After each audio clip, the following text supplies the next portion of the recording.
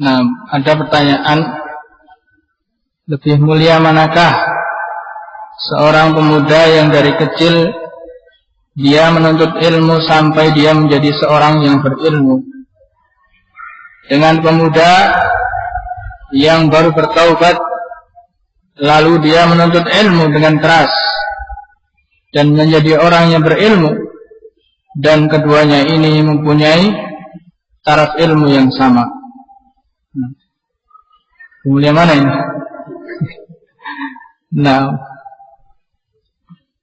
insyaallah ta'ala selama mereka berdua ini istiqamah, nah, di atas ilmu tersebut, mengamalkan ilmu yang telah mereka dapat, semua mendapatkan kebaikan di sisi Allah Subhanahu wa ta'ala.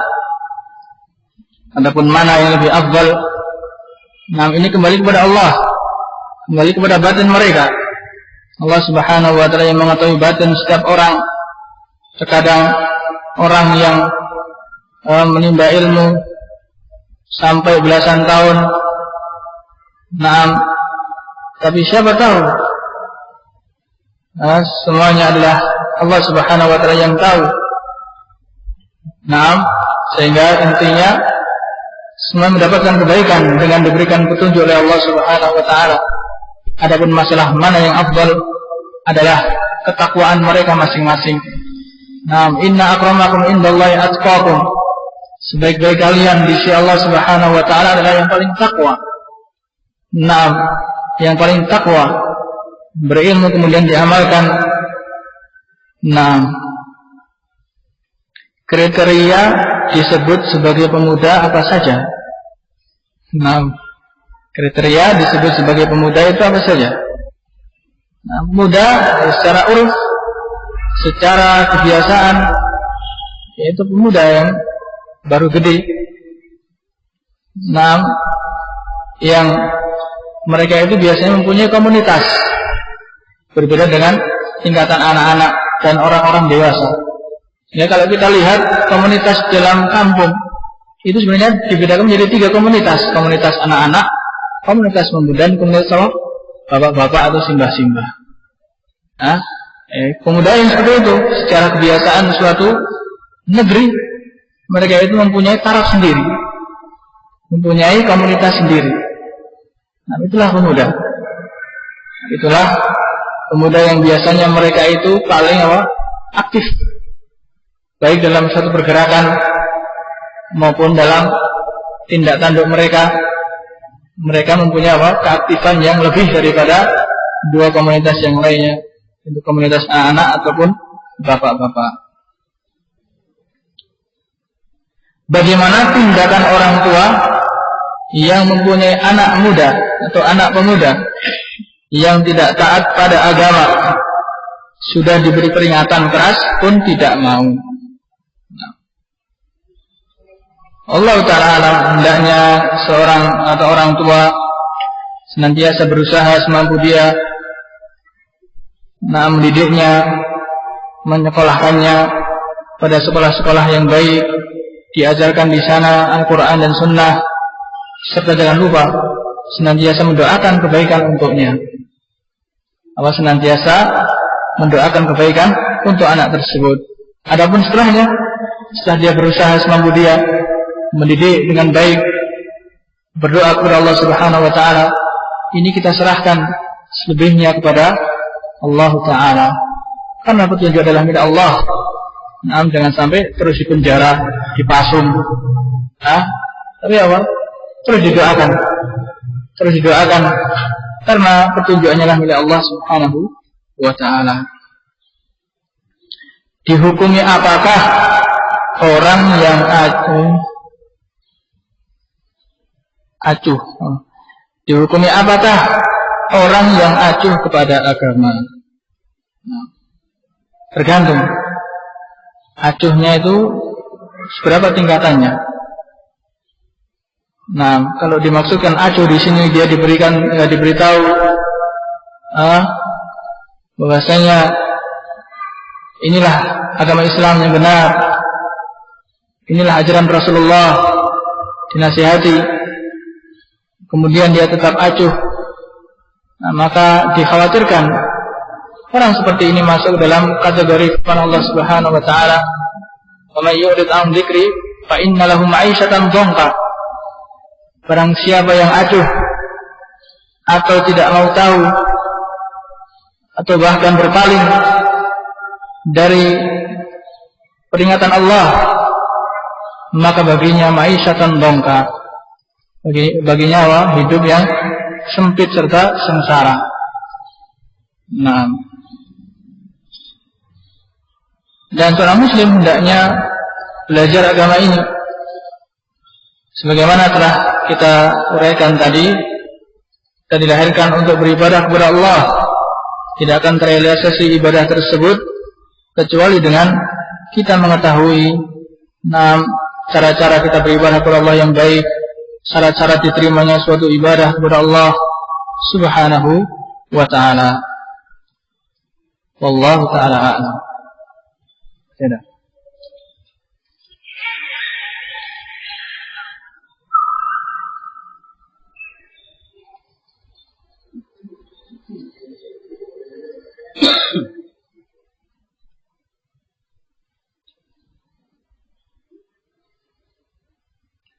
Bagaimana memunculkan kembali semangat untuk belajar di saat kita sedang banyak kegiatan sehingga kita menjadi malas atau galau? Wah, ini problem muda ini, galau. So, jangan ini aja nanti beli pulsa. Karena malah tambah galau nanti beli pulsa. Nah, al-muhim, semua apa yang kita lakukan, apapun amalan itu yang kita lakukan, hendaknya bernuansa diniatkan untuk mencari ridha Allah Subhanahu wa ta'ala.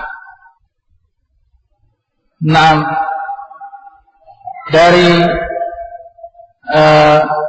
hirupan nafas pertama ketika kita bangun dari tidur kita, hendaknya senantiasa kita sadar kita ini adalah makhluk yang lemah, hanyalah makhluk yang lemah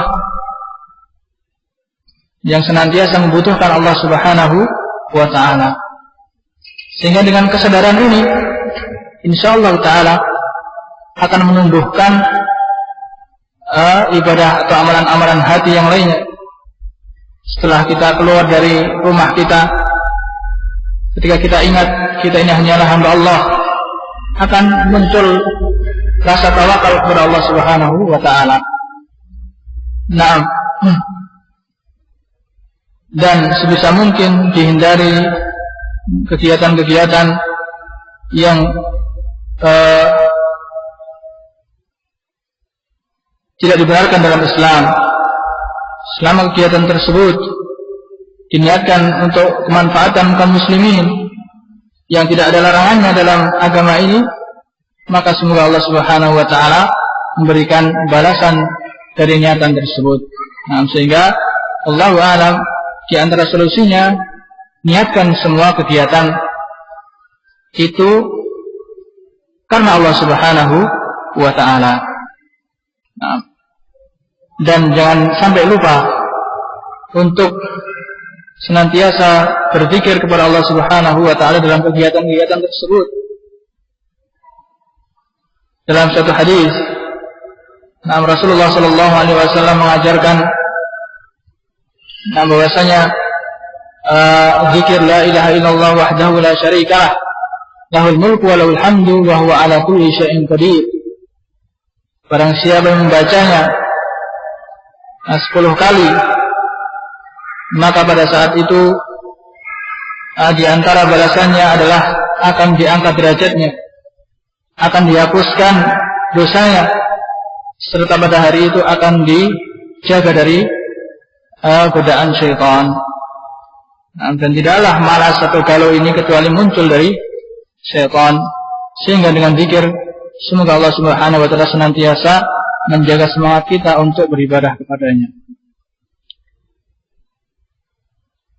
Apakah pikiran atau niat yang dapat berubah-ubah dan pikiran yang kotor disebabkan oleh apa yang kita lihat teman bergaul kita? Nah, pikiran atau niat yang kotor, pikiran yang kotor, nah banyak sedikit dipengaruhi oleh apa yang kita lihat serta teman bergaul kita. Nah, sebagaimana tadi telah kita bahas, bahkan Rasulullah SAW diingatkan oleh Allah agar jangan sampai terbawa oleh lingkungan orang-orang yang ada di dekatnya, sehingga dipalingkan dari wahyu yang telah Allah Subhanahu wa Ta'ala berikan kepada beliau. Nah,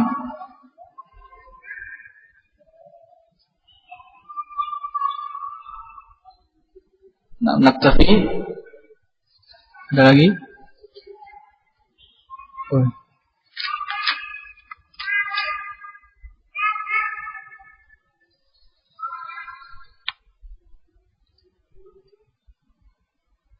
Apakah urutan belajar masih seperti ulama dahulu, yaitu menghafal Al-Quran terlebih dahulu baru ilmu yang lain? Nah, menghafal Al-Quran adalah thariqah yang sangat baik sebelum seorang itu mempelajari ilmu yang lainnya. Tapi juga dilihat kondisi masing-masing orang. Dikarenakan menghafal Quran ini membutuhkan waktu dan ruang yang intensif. Susah bagi seorang menghafal Quran ketika berada pada suasana yang misalkan ramai, berada di lingkungan yang tidak mendukung. Nah, dilihat kalau dia berada pada lingkungan yang banyak di sana tersebar pemikiran-pemikiran yang menyimpang, maka diutamakan untuk belajar akidah. Belajar apa? Akidah yang benar. Dan di antara ilmu alat yang paling penting juga adalah mempelajari ilmu nahwu, mempelajari bahasa Arab, yang dengan ini akan dimudahkan atau dibuka ilmu-ilmu yang lainnya. Nah, termasuk juga menghafal Al-Quran. Menghafal Al-Quran itu lebih mudah ketika orang itu mengetahui maknanya. Dan tidak akan mengetahui maknanya kecuali mengetahui 6 kaidah-kaidah nahwu. Na'am, wallahu a'lam. Sehingga dilihat kondisinya. Dan kesimpulannya, apapun ilmu yang kita semuanya pelajari selama bersumber dari Al-Quran dan Sunnah, nah insyaallah kita berada pada keadaan yang mulia.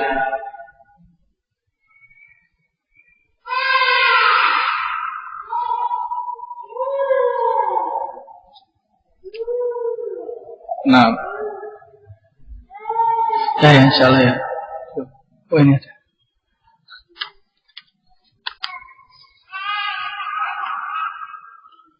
Niat para mujahidin secara umum yang ikhlas kepada Allah, yang syubhat tidak hilang dari dia.